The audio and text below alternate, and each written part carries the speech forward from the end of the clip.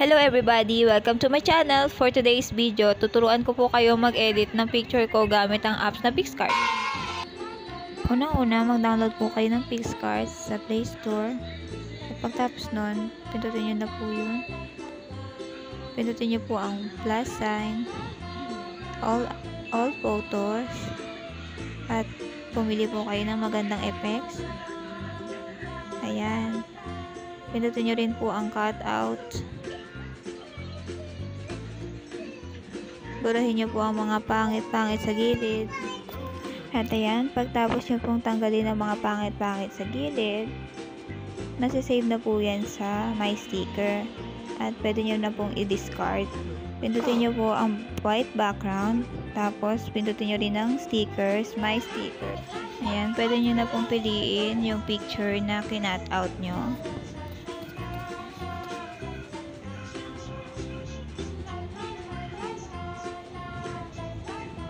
Tapos, pindutin nyo po ang add photos kung nag-download po kayo ng drippings. Pero meron din naman po yun sa My Stickers. Yan. Download.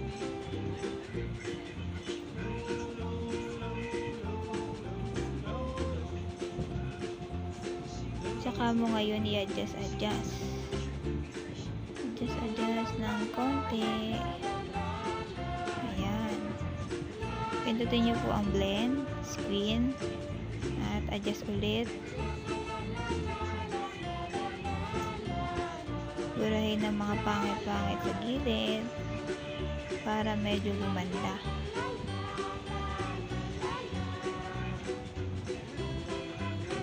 Okay.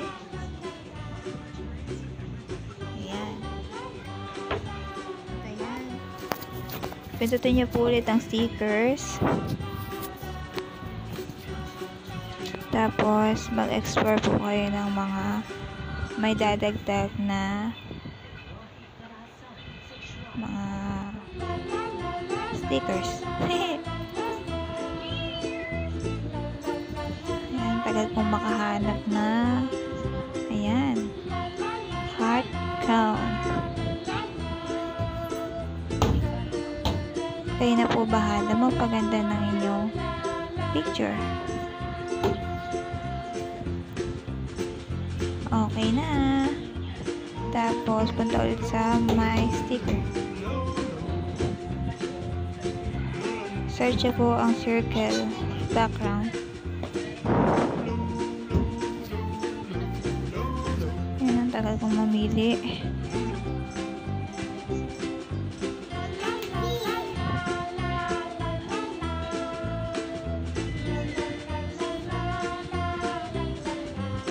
Ayun, nakita ko ng maganda sa paningin ko. Okay, tagal ng loading.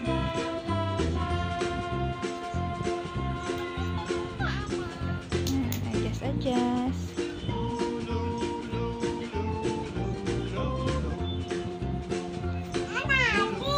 Tapos, i-delete nyo po yung nasa gitna. Erase.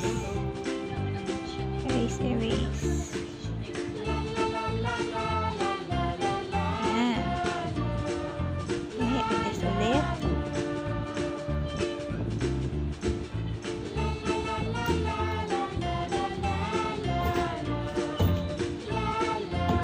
Tapos, pindutin ng check.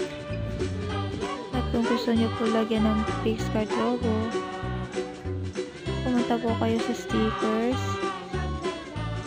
Search nyo po ang Picsart logo.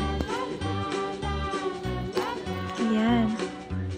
Lagay-lagay sa gilid, sa gitna, sa gilid ulit. Okay. Then, tapos na. Ayan na. Picture. Pindutin po ang save. Ayan.